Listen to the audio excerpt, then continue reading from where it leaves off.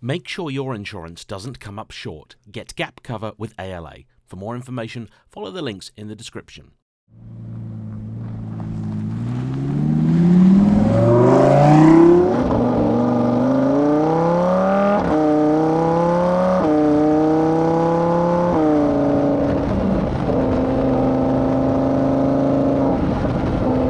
Hello everybody. Before we start today's video, I just want to say a little something.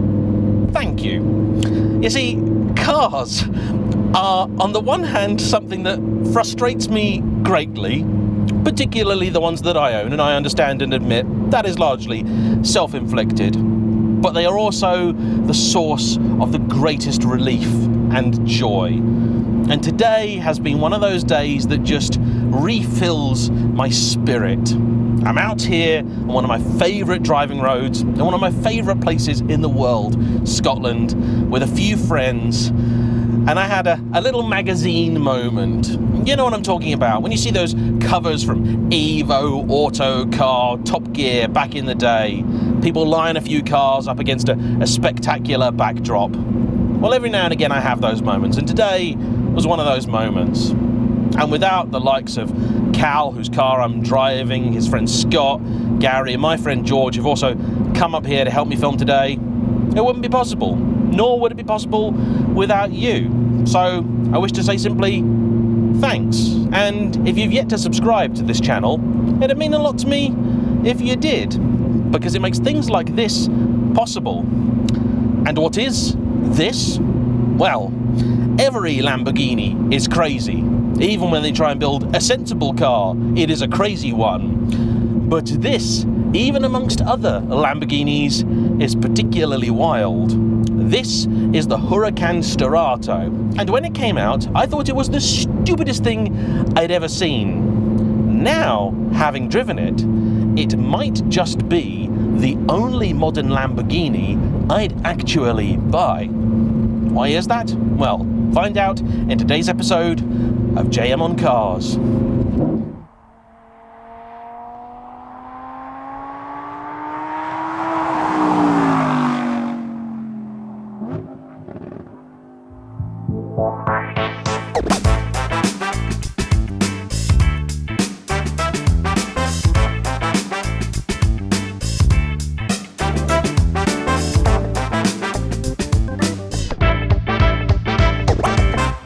For those who don't know, what is a Huracan Sterrato? I'm sure you're familiar with the Huracan, the mid-engined V10 baby supercar from Lamborghini that replaced the venerable Gallardo, and itself has just been replaced by the incoming Temerario. It is the final outing for the mighty Audi Lamborghini 5.2-litre naturally aspirated V10, which I have driven now in a great number of guises and is spectacular every single time I get to experience it. The Huracan follows the same template as a great many other Lamborghinis, so looks first, speed second, and practicality a distant concern. Throughout its life, and particularly towards the end, the Huracan was also blessed with a great number of specials, beginning with the Performante, then morphing into the series production Evo rear-wheel drive, and then finally ending with the likes of the madcap STO, the slightly less madcap Technica, and then, out of nowhere, this, the Sterrato. Now, the story goes that this came about because the development team building the Urus had a great time doing it, and they figured, why not try and do that sort of thing with one of our sports cars?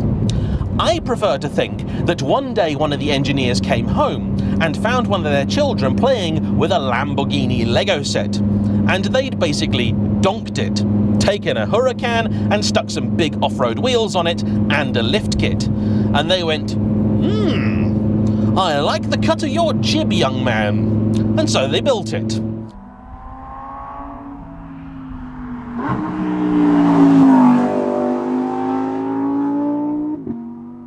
Now, the Lamborghini website is fairly light on detail about what exactly it is that they've done. I know that it's fundamentally an Huracan. Out back, it's got a 610 horsepower version of the venerable 5.2-litre V10. It sits 40mm higher than a regular Huracan, has a rally mode instead of race. It's got all-wheel drive, naturally, chunky tyres, and apparently, if you take it off-road, it's actually all right.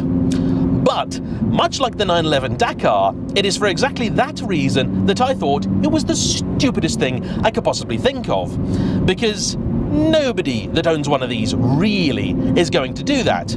Unless you're the kind of more money than sense YouTube moron who thinks destroying expensive things is somehow cool or clever. For those of us that inhabit the real world, it's not going to happen. 5 minutes doing donuts in a car park with gravel and I would annihilate the paintwork on Cal's lovely car. Incidentally, it's Verde Gaia Lucido. I love it. As do I love the bolt-on plasticky arches, the chunky off-road Bridgestone Dueler tyres, and the silly fog lights at the front. I didn't think I would like this car until I saw one at a Lamborghini dealership, specifically Lamborghini Edinburgh, who also sourced this for Cal, and apparently are very good guys, so shout out to them.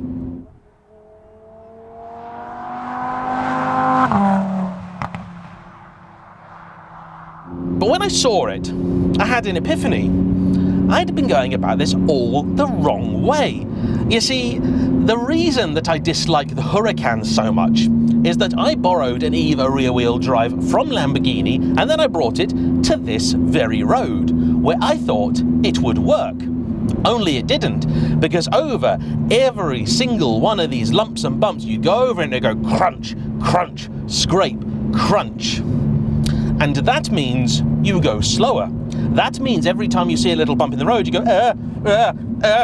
Supercar owners know exactly what it is that I'm talking about. And supercar companies only make this worse, because with all their special editions, they make them lower, lighter, stiffer, put even bigger wheels on with even smaller tyres, making them in the real world even harder to use. The reason a hot hatch is quicker across this kind of road than a supercar isn't because the supercar is slower, it's because the supercar owner is so worried their car won't make it to the end.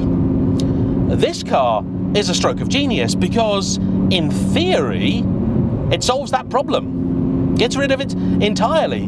Give it 40mm more travel, lift it off the ground, give it a bit of clearance, chunky tyres, problem solved. Or is it? Well, now I'm here, there's only one way to find out, isn't there?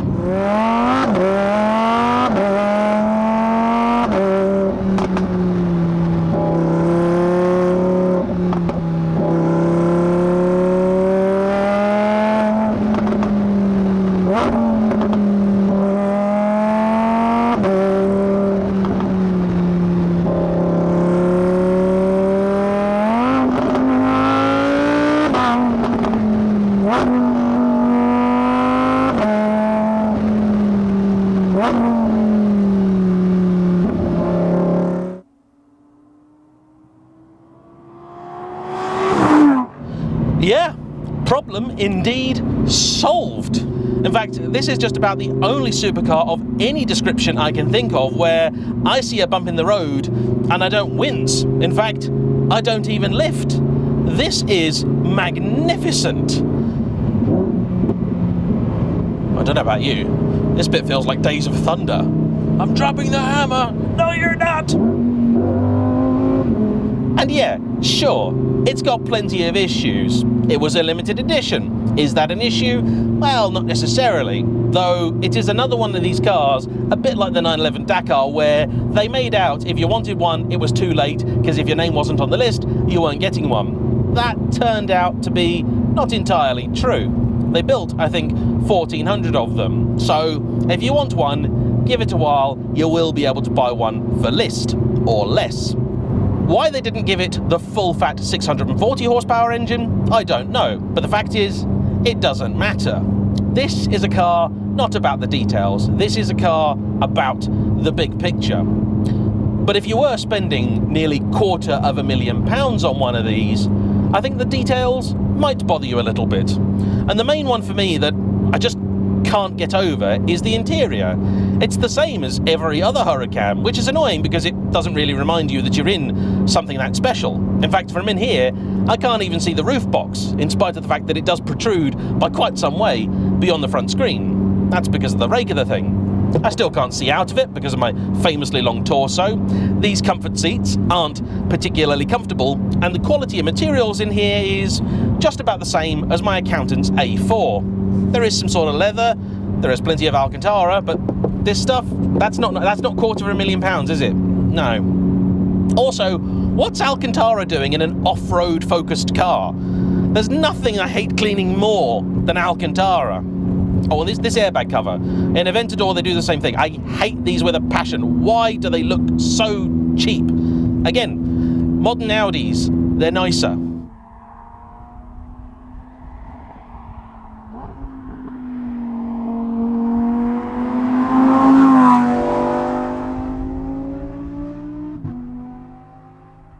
I'll also be honest, the Lamborghini website was not particularly helpful when it came to explaining what they actually did to build this thing. Rally mode, for example, I don't know what it does. It's probably buried in a press release somewhere. But I also kind of don't care, because it's a heck of a lot of fun. Now, there have been a couple of moments where I'm pretty sure the car has hit the bump stops. They didn't sound very nice. That did take me by surprise, because as you can see, there is a lot of suspension travel, but it's actually pretty comfortable. The real frustration I have is that it's blooming loud. And I know, that might sound like a daft thing to complain about in a Lamborghini, but this never lets up. Ever. On the motorway it's particularly bad, because when it engages cylinder deactivation, it starts to drone. Then, when it deactivates it, there's a bit of a blip as the rest of the engine fires into life. Not very neat or tidy. The switchgear and things in here is daft. Even simple stuff like operating the headlights is just not obvious.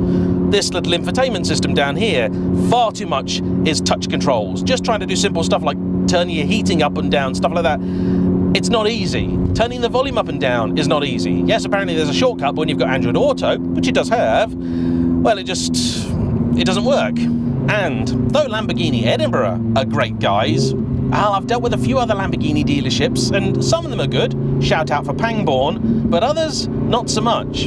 And there aren't that many near me. In fact, there is one. I went there once. It was a bizarre experience. Felt like the place was closing down. It's looked like that for about 10 years. The weird thing with that exhaust is that this car is completely standard. Cal is the first owner. This one was a cancelled order. He swapped his Technica for it, and is very happy about it. Unsure at first, but you know what? I think he has made the right decision. The Technica, to me, it just felt like the Evo rear-wheel drive in a fancy frock. Didn't bring anything new to the party. This is a riot. Oh, look at that. The hills are ablaze. Panic not. It's not Los Angeles out here. This is what they do. They're burning the heather. Poor heather.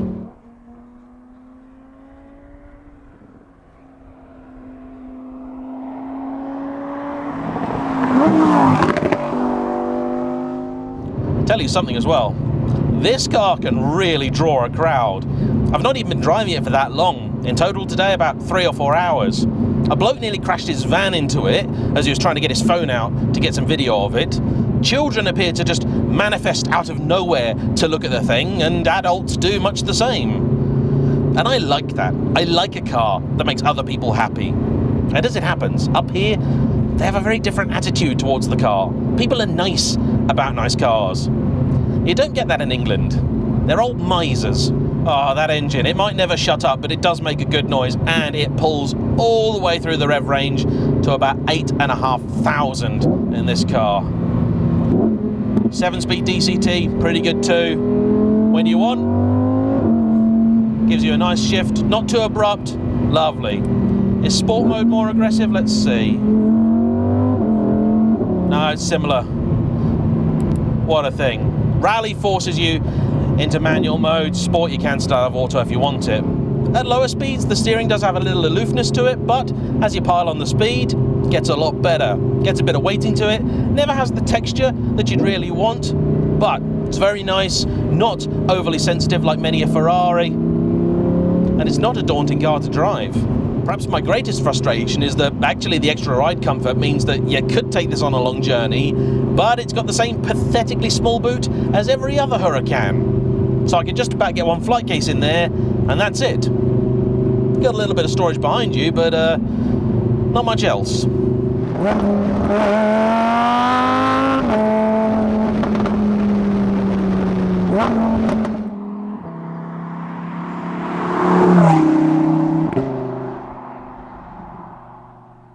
This is what I want. Maybe I'm just getting old, but every time I look at an Aventador, particularly an SV or an SVJ, I go, well, the regular one's already low. Then you've made it even longer and lower at the front. There are a whole bunch of roads I know and love where you just couldn't enjoy that car because you know you're going to smash it to pieces. The McLaren 675 LT, same problem. Fantastic car, brilliant, but it can't even get in and out of my local pub car park without scraping. That's bad. Those chunky tyres too, they're not that wide. 245 at the front, 285 at the back. For a car with this power, that's not a lot. And what it does mean is that this is a car that's a lot more playful at lower speeds, and it's a very, very rare modern day supercar where you can actually get a little close to its limits on the road. Would I track one? I mean, you could. It's got carbon ceramics, they do a nice job, though they are a bit overly servoed, particularly at low speeds. Visibility out the back, yeah, there is none. Out the sides, it's just about okay. In the front, well, it's a letterbox, but you can see it. When I came up here with the Evo rear-wheel drive, I get so annoyed with it. I thought maybe I can pull a plug or something, give it an error message so Lamborghini would come and collect it, and I could have a nice comfy recovery truck home. This one, I want to tell Cal the road is shut so I can spend another few hours with it. It's good. Really good. Could they have done better? Yeah. But if you're the sort of person that obsesses over the details, as I'll admit I sometimes am, a Lamborghini is just not the car for you. This though, this appeals to the big kid in everybody.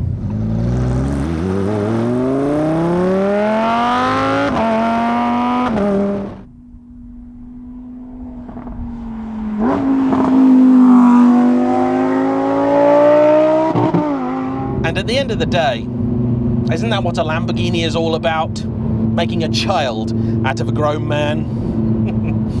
So, for me, the Lamborghini Huracan Sterrato, it's the stupidest of the lot, and also the best by a country mile. I want to say a huge thank you to Cal, George, Scott, and Gary for coming out today, helping me film, and as ever, to you for watching. Don't forget to hit that like button, comment down below, subscribe if you haven't already, and I'll see you for the next one. Bye-bye.